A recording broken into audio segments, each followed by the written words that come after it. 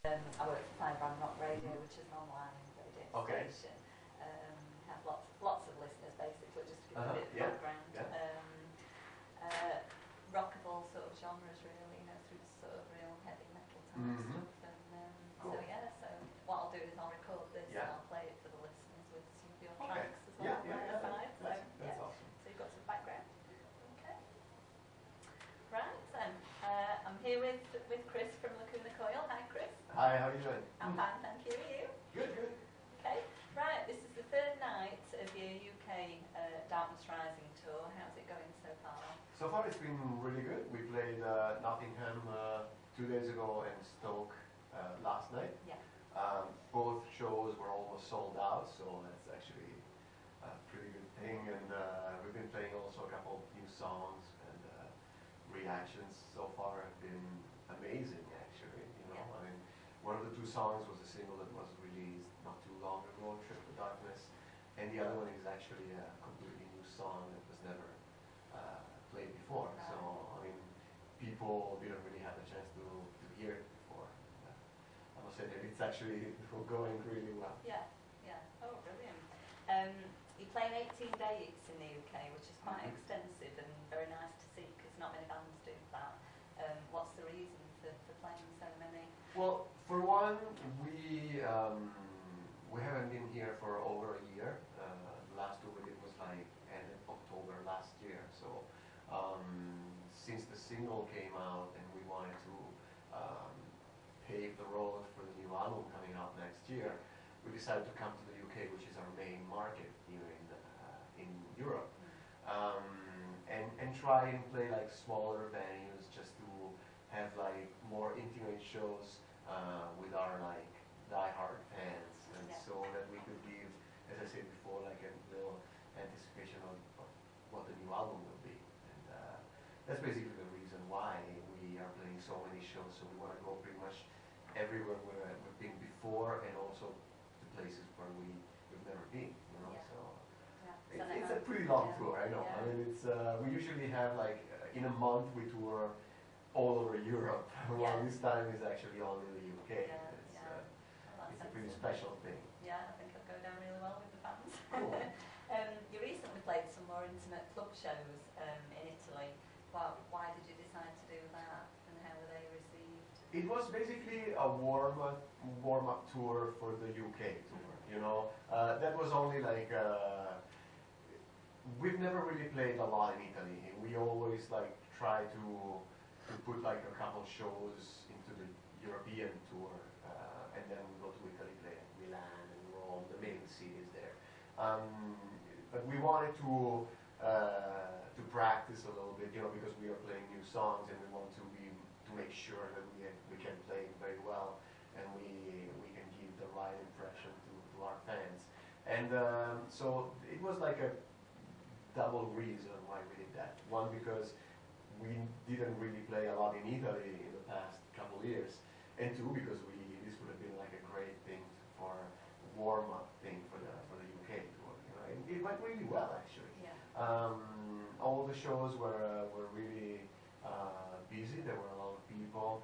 We played like very small venues, so we wanted to keep the atmosphere very intimate, as I say. And it was good. I mean, people really liked it, and our Italian fans were very surprised because usually they get like 2 shows and that's it. So they have to drive from the south coming like to the north, to Milan or Rome or whatever. So that was actually very special for them. Yeah, lovely, brilliant. Right, the new album Dark Adrenaline is to be released in January. Yeah. How did the recording process go for that, and what's the reason behind the name of the album? Well, we started writing the new album right after we came back from the last UK tour, so last October 2010. We took a long time because we wanted to make sure that we developed the right style, you know. And we wanted to, with Shallow Life, we actually experimented a little bit. We did something a little different, you know. And that went really well as far as certain things, but some of our like die-hard fans were a little bit put off by some of the songs because they were like maybe too different, like too modern, to something that they weren't expecting. Of course, we loved that album because it was something that we wanted to do at the time. But at the same time, with the new album, we took what we liked of Shallow Life, and we wanted to mix it more with what is Lacuna Coil, like our darker elements, you know, like our darker trade signature, or whatever you want to call it. And so, because of this, we tried to come up with a title that kind of reflected this mood, this stuff. The two songs that we've been playing, the two new songs, are just a little taste appetizer of what the whole album is. So the whole direction is actually Shallow Life, but more like heavier. So it's heavier and more and darker as well. You know.